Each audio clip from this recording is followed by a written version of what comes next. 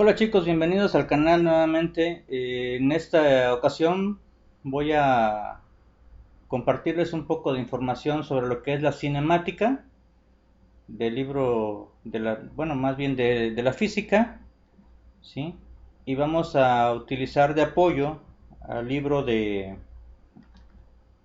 Física General de Héctor Pérez Montiel, ¿sí? En el apartado de cinemática. Empezamos.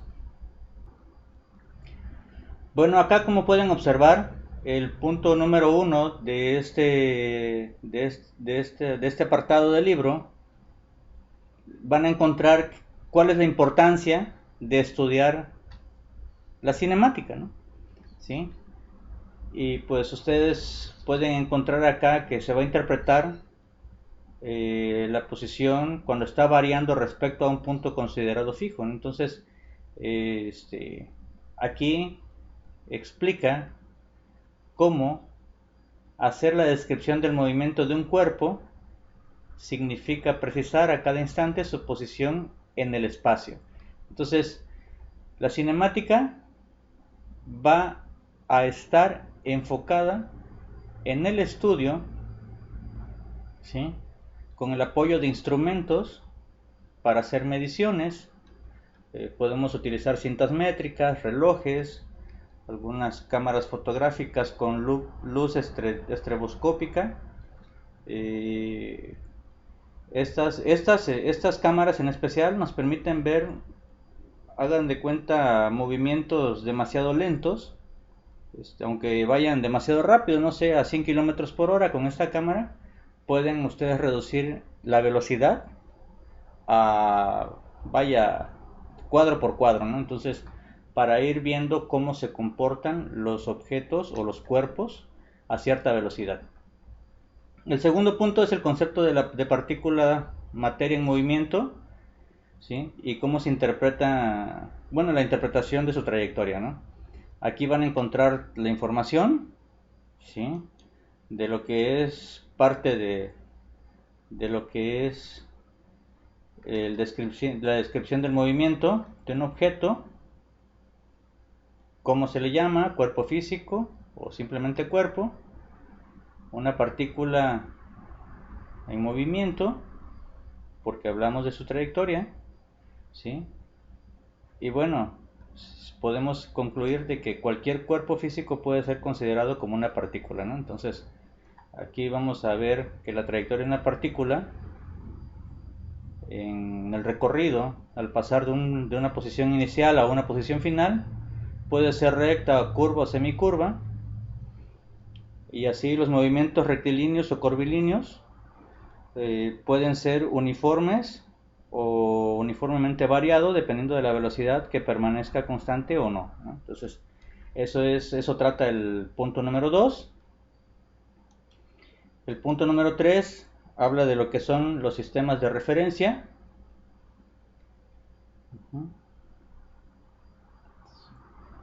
Ahí podemos ver que habla de que el sistema de referencia absoluto es aquel que considera un sistema fijo de referencia, y el sistema es el que considera al móvil como sistema de referencia, ¿no? Entonces, podemos encontrar aquí cómo definir el sistema. Va a quedar referenciado empleando un movimiento de un cuerpo. Uh-huh.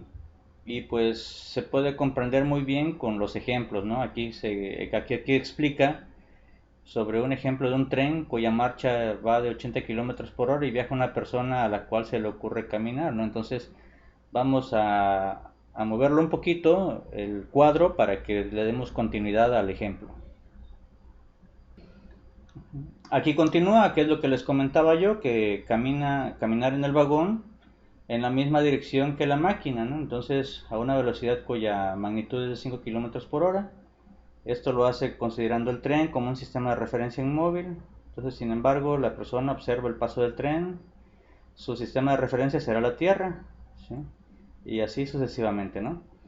Sistema de coordenadas cartesianas o coordenadas rectangulares. Vamos a poder nosotros utilizar un sistema de coordenadas en el plano cartesiano, o coordenadas rectangulares también las podemos llamar. Este sistema usa los ejes que se cortan perpendicularmente por dos rectas, ¿sí? Llamémosle eje X y eje Y. Entonces aquí hay una pequeña figura que nos va a ayudar a comprender la situación, ¿sí? Aquí está. Este es un esquema, es un solo cuadrante de un plano cartesiano. Si observan, aquí podemos ver en el otro ejemplo, que ahorita voy a explicar de qué se trata. Aquí vemos los dos ejes y generan dos planos, cuatro cuadrantes. Aquí están, primer cuadrante, segundo cuadrante, tercero y cuarto cuadrante. Este solo es un cuadrante, el primero en específico, ¿sí? Y aquí, si se dan cuenta, menciona de un punto, el punto M. Aquí dice, la posición de una partícula M situada en el plano está determinada por dos magnitudes, la abscisa, ¿sí?, que es sobre el eje de las X, y las ordenadas. Bueno, aquí dice que la abscisa será la medida entre el origen y la intersección en Q, que aquí está el Q, y una línea M llamada la ordenada, que sería desde el origen al punto P. Acá se ven las coordenadas, ¿sí? La posición de la partícula dice que el punto M está en la coordenada X, Y, en donde X tiene un valor de 40 y Y igual a 30. Por lo tanto, la coordenada M igual a 40,30, ¿no? Acá, que es lo que sería la continuidad, habla sobre la localización de una partícula en el espacio utilizando un vector de posición. Bueno, pues estos son los vectores, ¿sí? Aquí podemos ver que un vector llamado R, aquí está la R minúscula, y la rayita que está aquí arriba es así como que una pequeña flecha, y se utiliza para decir que es un vector, ¿no? Pues esta letra R puede ser cualquier letra del alfabeto, ¿no? Entonces, en minúscula. Entonces, cuyos componentes rectangulares de ese vector son X y Y, o sea, cada vector va a tener un componente en X y Y. Es donde termina la magnitud de ese vector. Entonces, donde termina va a tener un componente en X y va a tener un componente en Y. Si observan, aquí hay otro, hay componente en Y, componente en X, este tiene componente en X, componente en Y, y así sucesivamente. Aquí hay cuatro vectores ejemplificando en cada cuadrante, ¿sí? Y todos ellos tienen componentes rectangulares, ¿sí? Y estarán siempre sobre los ejes X y Y. Ahora, acá es lo que estaba yo tratando de explicar un poquito. Habla del primer vector, que está en el vector M, ¿sí?, el punto M, en la coordenada 2,2, ahí está. Y ahí está el punto P, el punto D y el punto S con sus coordenadas, ¿sí? También podemos determinar la posición de una partícula con coordenadas polares. ¿Qué significa una coordenada polar? Bueno, es así como este ejemplo que está aquí, miren, ahorita voy apareciéndolo. La coordenada polar nos marca un origen, que sería del vector, un punto final, una magnitud, la magnitud de este vector, y el ángulo de inclinación de este vector con respecto al eje de las X. Teniendo estos dos valores, estamos hablando de una coordenada polar. Como observan, aquí está la explicación de lo que les estaba yo diciendo, ¿sí?, en donde las coordenadas polares son vector R igual a 4.5 kilómetros con el ángulo θ igual a 35 grados, ¿no? Entonces, de esa forma podemos nosotros conocer o identificar qué es un vector rectangular, qué es un vector polar, con coordenadas polares o con coordenadas en X y Y. Bueno, el siguiente punto, el cuarto punto dentro del tema de cinemática, sería lo que sería distancia, desplazamiento, velocidad y rapidez. Aquí vamos a poder identificar a qué se le conoce distancia y desplazamiento, ¿sí? Aquí abajito encontraremos lo que sería velocidad y rapidez. así también como la fórmula que define para calcular la velocidad en relación al desplazamiento versus tiempo, ¿sí? Como ven, aquí está la fórmula, es velocidad, el vector, es un valor vectorial, velocidad, va a ser igual entre el desplazamiento del móvil, como está aquí, sobre el tiempo. Es muy importante eso que menciona acá, las unidades de medida. En el sistema internacional, la velocidad está dada en metros sobre segundo, y en el sexagesimal la velocidad va a estar dada en centímetros sobre segundo. Bueno, como mencionaba, aquí están los sistemas, metros sobre segundo, centímetros sobre segundo, y aquí hay un ejemplo sobre cómo calcular la velocidad de un automóvil. Bueno, dice encontrar la velocidad en metros sobre segundos de un automóvil cuyo desplazamiento es de 7 kilómetros al norte en 6 minutos, ¿no? Entonces los datos que tenemos, pues tenemos desplazamiento, que sería la D, 7 kilómetros al norte, tenemos el tiempo, que son 6 minutos, y lo que queremos calcular es la velocidad en metros sobre segundos, es lo que está pidiendo acá. Entonces aquí está la fórmula. ¿Qué es lo que vamos a hacer primero? Bueno, pues una de las cosas, como mencioné, la fórmula que tenemos aquí, que es velocidad, desplazamiento entre tiempo, nos pide en las unidades de medida del sistema internacional que sea en metros sobre segundo. Entonces, como tenemos kilómetros y minutos, cada valor debemos de hacer la conversión. Aquí están las conversiones, aquí le dice transformación de unidades, pero es una conversión de unidad.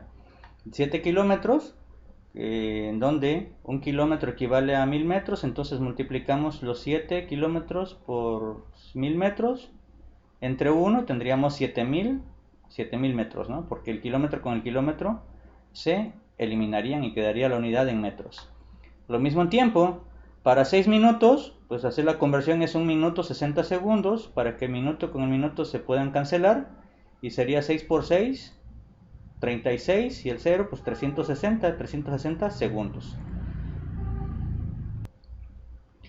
Y pues para finalizar el cálculo de la velocidad, pues ya teníamos los 7000 metros entre 360 segundos, solamente dividimos con el apoyo de la calculadora, y si dividimos 7000 entre 360 tendremos esto. ¿En qué unidades? En metros sobre segundo. Entonces 19.44 metros sobre segundos, y como decía que iba desplazándose hacia el norte, pues concluimos que son 19.44 metros sobre segundo al norte. Bueno, acá tenemos otro ejemplo que dice determinar el desplazamiento en metros que realiza un ciclista al viajar hacia el sur a una velocidad de 35 kilómetros por hora durante 1.5 minutos. Bueno, el mismo procedimiento que el anterior, o vaya, en todos los procedimientos de física, lo que debemos hacer es extraer la información que tenemos en relación al planteamiento, ¿no? Entonces, me dice que tengo una velocidad, bueno, pues pongo velocidad. ¿Qué velocidad tiene? 35 kilómetros por hora, aquí dice 35 kilómetros por hora. No me dice el tiempo, ¿no? O sea, no me dice, pero me da minutos, y si me da minutos estamos hablando del tiempo, entonces pongo 1.5 minutos.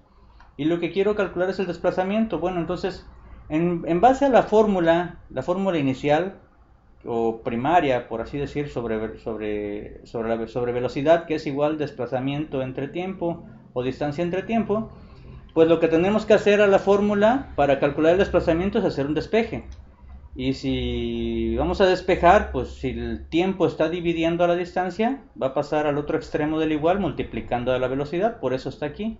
Por lo tanto, desplazamiento distancia igual a velocidad por tiempo. Entonces, recordemos que las unidades de medida son importantes, solamente tienen que estar dadas en metros sobre segundo, entonces debemos de calcular o convertir kilómetros por hora a metros sobre segundos y estos minutos a segundos. Entonces aquí están las conversiones, 35 kilómetros por hora, como son dos valores, ¿sí? Bueno, el kilómetros, para convertir kilómetros, aquí está la equivalencia de kilómetros a metros para dejarlo en metros.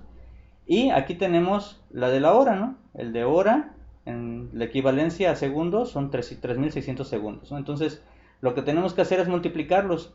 Y al multiplicar un entero por fracciones, pues el entero multiplica al numerador por el numerador. Entonces sería 35 por 1000 por 1. Y eso me daría 35.000. Entre, pues aquí nada más tengo el 1 por 3600. Entonces 35.000 entre 3600 les dará el valor de 9.7. Las unidades ya serían en metros sobre segundos, porque el kilómetro con kilómetro se elimina y la hora con la hora se elimina. Entonces por eso ya quedaría en metros sobre segundos. La velocidad sería 9.7 metros sobre segundos. Y el tiempo, para convertirlo, pues tenemos 1.5 minutos, y un minuto equivale a 60 segundos para que se eliminen estos. Y multiplicamos 1.5 por 60 y tendríamos 90 segundos. Ya teniendo los valores en las unidades de metros sobre segundo, solo lo que tenemos que hacer es sustituir en esta fórmula que está aquí. Aquí está el ejemplo de cómo dar solución. Y como se dice que se multiplica la velocidad, la velocidad por el tiempo, entonces vamos a multiplicar 9.7 por 90, como está aquí. 9.7 metros sobre segundo por 90 segundos. El segundo con el segundo se van a eliminar, entonces al multiplicar esto por esto tendríamos 876 metros.